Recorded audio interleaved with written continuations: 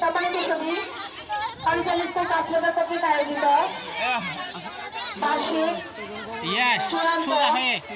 ক্রীড়া সাহিত্য এবং সাংস্কৃতিক প্রতিযোগিতার দ্বিতীয় দিনের কর্মসূচি চলমান রয়েছে।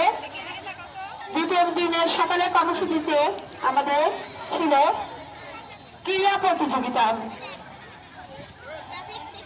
আমাদের বিকালের কর্মসূচি শুরু হবে বিকাল 2টায়, বেলা 2টায় পলিটান স্কুল মিলনায়তনে।